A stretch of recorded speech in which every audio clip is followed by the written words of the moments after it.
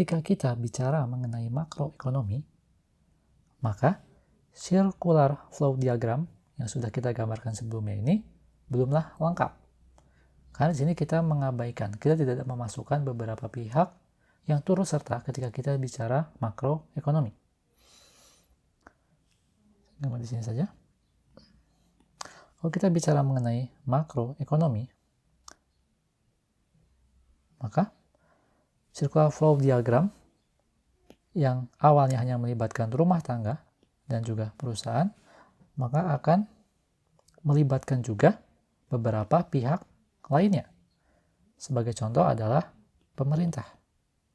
Karena dalam makroekonomi, peran pemerintah sangatlah penting. Selain itu juga kita melibatkan financial market dalam bentuk bank atau saham misalkan ya, pasar uang. Di sini kita bisa menyimpan uang kita atau mendapatkan dana tambahan untuk melakukan produksi.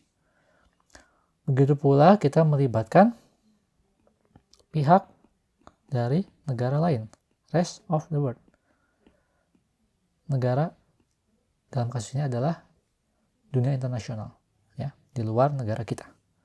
Nah, setiap pihak tambahan ini, pemerintah, financial market, dan juga rest of the world ini akan berinteraksi satu sama lain.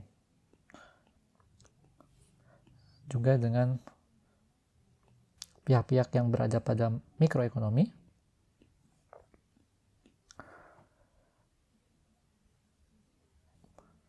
rumah tangga dan juga perusahaan, tapi juga perekonomian dalam sebuah negara.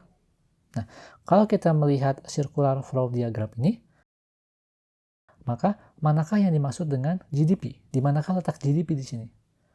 Maka GDP di sini dapat kita tuliskan di sini. Ini adalah GDP. Ini GDP. Ini GDP. Ini GDP.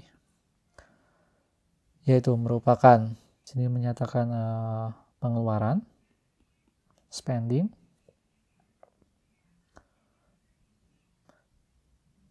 di sini menyatakan revenue, karena dia berhasil menjual barang ke pasar produk dan jasa.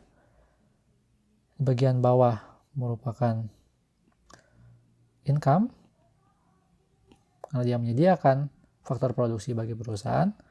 Dan sebelah ini adalah berupa profit, sebagai contoh, ya.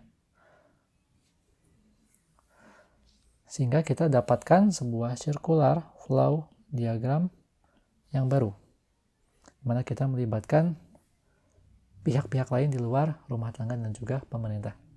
Untuk mempermudah pemahaman bagaimanakah peran dari ketiga aktor ini untuk menunjang kegiatan atau interaksi yang dilakukan antara rumah tangga dan juga perusahaan. Sebagai contoh di sini, pemerintah dapat memberikan bantuan sosial kepada rumah tangga.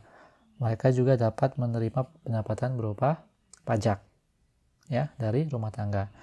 Kemudian financial market, mereka dapat menerima dana dari rumah tangga bagi yang ingin menyimpan dananya dalam bentuk uang ataupun saham. Kemudian perusahaan dapat memperoleh modal dari sini. Modal dalam bentuk uang yang disetorkan oleh rumah tangga atau dalam bentuk saham.